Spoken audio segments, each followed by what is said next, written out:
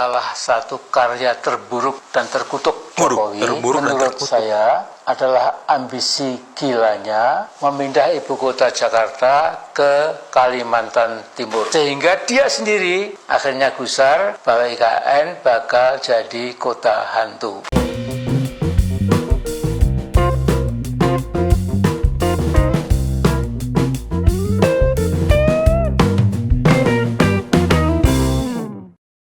Assalamualaikum warahmatullahi wabarakatuh. Shalom, Om Swastiastu, Namo Buddhaya, salam kebajikan, salam sejahtera bagi kita semua. Kembali lagi dengan saya di sini Leonardo Sirait di channel kesayangan kita ini, Sirait Media. Opini Bang Leo. Oke. Teman-teman, kali ini kita membahas hal yang sangat menarik ya untuk kita simak bersama-sama. Dan di video kali ini lagi-lagi kita akan membahas tentang Amin Rais. Nah, kita nggak bakalan bosan-bosan untuk membahas tentang Amin Rais nih teman-teman ya. Oke. Amin Rais mantan ketua MPR ya kan, dan juga mantan ketua Muhammadiyah, salah satu ormas Islam terbesar di Indonesia gitu ya.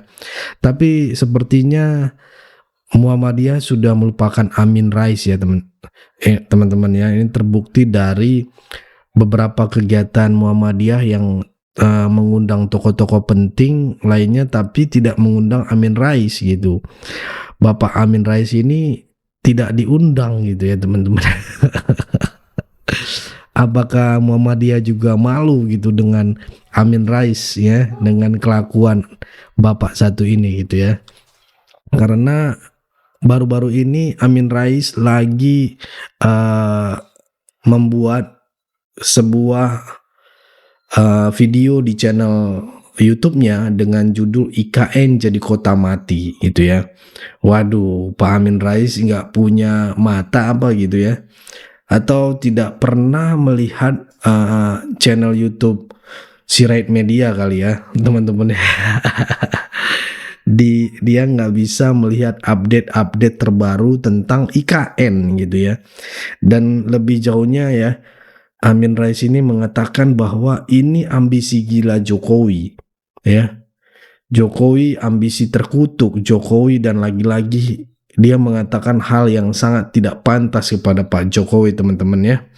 Oke, tanpa berlama-lama langsung aja kita saksikan dulu video berikut ini. Salah satu karya terburuk dan terkutuk Jokowi menurut saya adalah ambisi gilanya memindah ibu kota Jakarta ke Kalimantan Timur. Semua kritik dan opini masyarakat supaya Mulyono hati-hati tidak pernah diindahkan. Nah, dia selalu bicara bahwa IKN Nusantara adalah masa depan Indonesia. Namun ketika kewarasan pikirannya muncul, dia sadar ternyata IKN yang dibangun di tengah hutan dengan kontur tanah yang berbukit-bukit memang mustahil dapat diselesaikan sesuai impian liar Mulyono. Sehingga dia sendiri akhirnya gusar bahwa IKN bakal jadi kota hantu. Nah, beberapa waktu lalu gedung-gedung yang mangkrak di IKN sudah dikepung oleh semak belukar, tetapi oleh ternak Mulyono dan para buzzer rupiah maksud saya. Iya, saya buzzer rupiah. IKN makin indah, meminjam bahasa orang Solo. Itu pernyataan para ternak Jokowi hanya pernyataan yang belgedes. Artinya pernyataan bohong, tipu-tipu. Jokowi bukan Mulyono kalau tidak suka bohong dan tipu-tipu. Nah, semua bangunan yang ada di IKN kini kosong melompong. IKN Nusantara sekarang sudah menjadi kota hantu, Ghost City. Kompas.com pada 11 Desember 2024 memberitakan rencana ASN pindah ke IKN berjalan dari molor ke molor. Saya duga keras para ASN itu enggan dipindah ke IKN karena belum ada fasilitas pendidikan buat anak-anak yang masih bersekolah di jenjang TK, SD, SMP, dan SMA. Apalagi belum ada universitas dan lain-lain kecuali dalam tingkatan omon-omon belaka. Nah, bangsa Indonesia tidak usah terlalu berharap dengan masa depan IKN yang sekarang mangkrak-krak. Nah, kemanapun Jokowi alias Mulyono lari, dia harus dimintai tanggung jawab atas korupsi sistematiknya, termasuk membangun IKN abal-abal itu. Nah, Mulyono harus dibawa ke pengadilan. Saya yakin IKN yang gagal itu hanya salah satu kejahatan Mulyono. Bangsa Indonesia hari-hari ini juga dikejutkan bahwa pagar bambu di lautan sebelah utara Tangerang sepanjang 31 km juga ada tangan kotor Mulyono di situ. Jadi insya Allah manusia Mulyono akan mengakhiri hidupnya di penjara. Wow, keren juga ya Pak Amin Rais ya, omon-omonnya.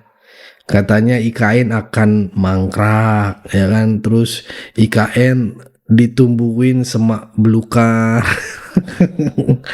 Padahal Pak Prabowo sudah menggagarkan 48 triliun ya untuk pembangunan IKN teman-teman selama 5 tahun ke depan gitu ya, dan komitmen Pak Prabowo akan memindahkan pemerintahan itu ke IKN tahun 2028 katanya gitu ya.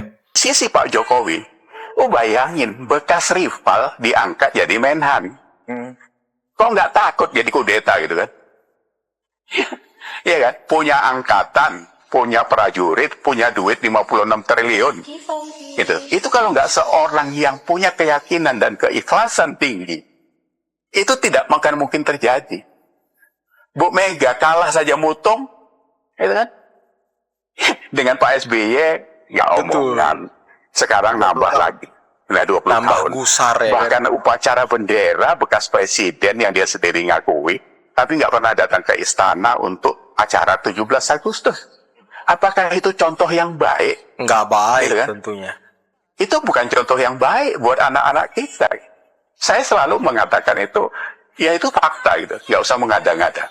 Jalannya tersedia nggak Pak Iyas untuk Bu Mega ini bisa memisahkan atau memecah antara dua kesatria yang istilahnya Pak Iyas tadi? Saya pikir sulit menurut saya. Tapi tidak tahu karena ini politik dan apapun bisa terjadi besok lusa ya. Tapi dengan gesturnya Pak Prabowo yang selalu mengatakan bahwa bahkan dia mau mencalonkan jadi presiden di 2024 aja atas restu Pak Jokowi. Atas restu? Atas restu Pak Jokowi, itu catatan loh maksudnya. Jadi dia meminta restu pada Pak Jokowi. Itu juga disampaikan oleh kemanakannya kan, Saraswati kan. Di meja makan keluarga Pak Prabowo bicara itu. Berarti kan itu dari hatinya dia. Pak Jokowi berusaha dari awal agar Ganjar bisa disandingkan. Tapi kan nggak mau karena waktu itu elektabilitasnya tinggi kan gitu kan. Ya, ini saya pikir ada catatan yang ada benang merahnya juga dengan apa? Dengan batu tulis. Jadi kalau saya bilang sempit jalannya untuk bisa Bu Megawati memisahkan antara Pak Jokowi dengan Pak Prabowo. Karena sebenarnya Pak Prabowo menyimpan catatan itu. Dia dalam tanda kutip adalah orang yang pernah dikhianati. Ya kan? Dia kan dijanjikan akan didukung di 2014, nggak tahu Pak Jokowi nomor 2019 Pak Jokowi terus. 2024 harusnya. Kenapa tidak bisa mengambil Prabowo dan Ganjar belajar dulu menjadi wakilnya itu? Ini kalau nggak ada usaha seorang Jokowi, hutang itu akan menjadi catatan luar biasa. Catatan panjang hutang janji tentunya. itu. Jadi sebenarnya Pak Jokowi itu kan membayar hutangnya Megawati. Apakah Mega memecah hubungan antara Pak Jokowi dengan Pak Prabowo ini? Berarti Pak Iyas mengatakan itu impossible. Impossible buat saya. Karena dukungan masyarakat banyak, 58,58% dari itu sebagian besar adalah pendukung Jokowi kan. Karena ada Gibran dan Jokowi lah, itu tidak bisa dikesampingkan Mas Budi. Jadi kalau sampai ini, karena saya jujur ya, saya bukan orang yang suka membenci sama orang, nggak ada Mas. Saya tidak benci sama Megawati, saya tidak benci sama PDI, nggak ada urusan sama saya itu. Cuma saya meluruskan, kalau ada akhlak etika yang tidak baik, itu harus kita benahi. Tapi tidak sedikit orang yang tidak suka kepada Bu Megawati dan PDIP itu. Pak Prabowo mengatakan, oke Budiman, oke menteri-menteriku, timbalah air supaya bak itu penuh. Timbalah air supaya bak itu penuh. Timbalah air dari sumur supaya bak penuh. Aku urus juga orang yang selama ini membuat itu nggak penuh. Yaitu apa? Yang bocorin di sebelah-sebelah sana. Kita orang nimba sebaik mungkin tidak akan pernah penuh karena selalu ada yang bocorin. Nah itu dipendungi juga kira-kira gitu lah. Itu yang waktu Karena kalau ini tidak dilakukan, ya kita nimba. Ya itu nggak ditindak, ya tidak akan pernah penuh. Itu nggak ada alasan optimis. Saya alasan optimis karena perintah untuk kami menimba air dan memenuhi bak itu dengan air, itu sama kerasa dengan perintah pada APH, aparat penegak hukum, agar yang bocorin itu juga ditindak. Ya, sejauh ini persepsi dan serangan termasuk ke saya juga ya, bukan hanya ke Pak Bro Budiman ini, bahwa kita mendukung Pak Prabowo dulunya begini, apa kita masih tetap berharap bahwa ada konsistensi dari Pak Prabowo, terutama bagi Budiman yang ada di dalam. Konsistensi dalam masalah apa? Dalam persoalan-persoalan itu tadi, bahwa seorang Prabowo adalah orang yang sangat memperhatikan masalah kemanusiaan, orang-orang miskin, anti korupsi dan segala macam. Karena kan masih ada kelompok di luar ini. Kawan-kawan kita kan selalu ada. Saya pikir Ya, kita tidak perlu mempermasalahkan eksistensi mereka. Mereka ada bagian dari demokrasi. ya. Saya kira nggak ada masalah kritik-kritik itu. Tapi jika mau dijawab, apakah pilihan kita, pilihan saya lah sebenarnya, itu adalah tepat? Saya nggak mengatakan tepat atau nggak tepat. Saya nggak katakan ini relevan. Ini pilihannya relevan. Itu yang saya tanya. Pertanyaannya sebetulnya itu tadi. Ya, ini pilihannya relevan. Ya. Ini sangat relevan.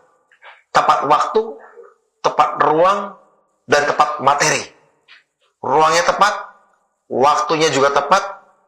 Ya, ketika selain kita harus mengatasi kemiskinan yang disebabkan oleh faktor-faktor lama, juga kita menghadapi kemungkinan lahirnya kemiskinan baru yang dilahirkan oleh faktor-faktor baru.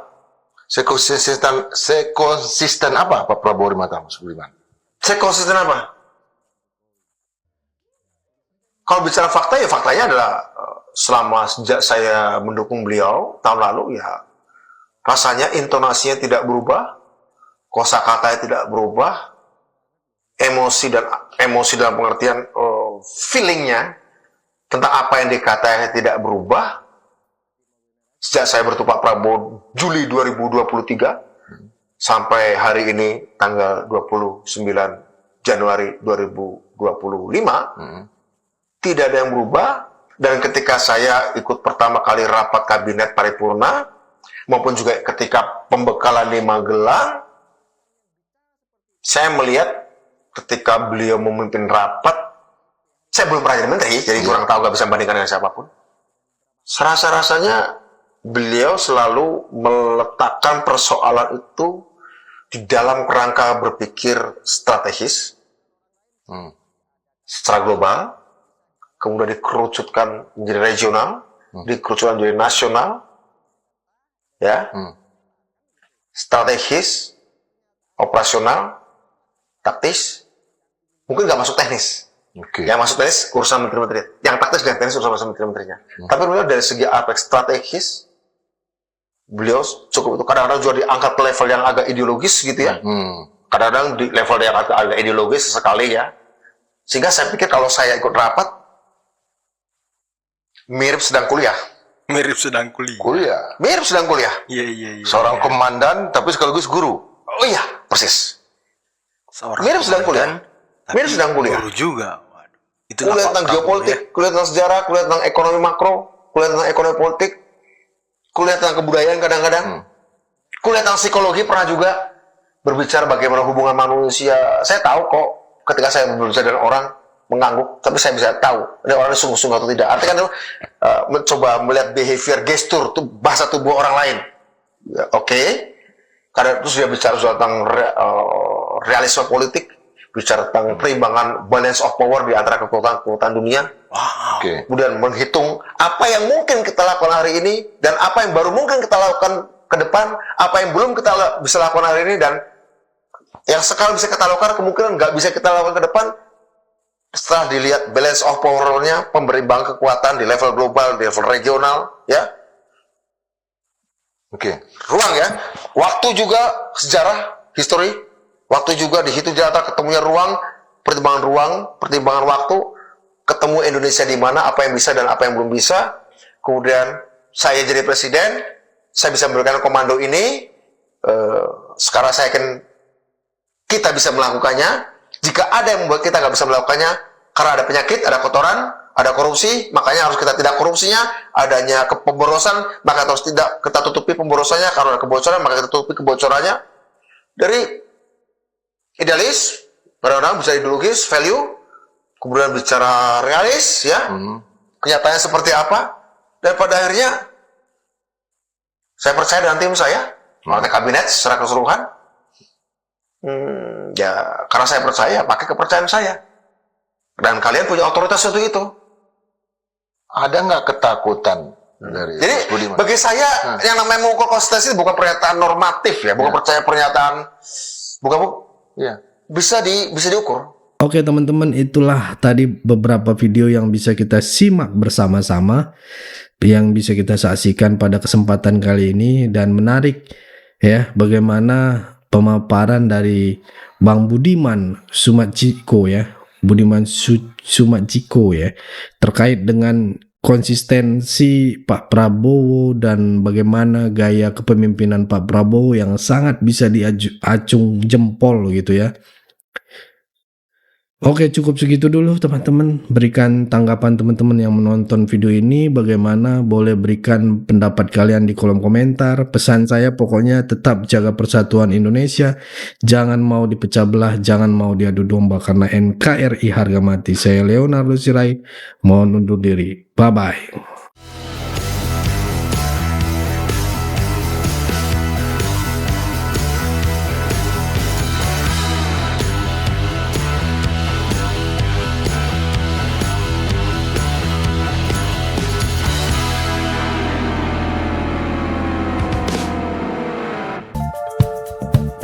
Kawan-kawan yang mau mendukung Sirait Media, boleh melalui rekening ini, dan bisa melalui Kris Mobile Banking ini. Dengan cara scan barcode Kris ini, di mobile banking kawan-kawan.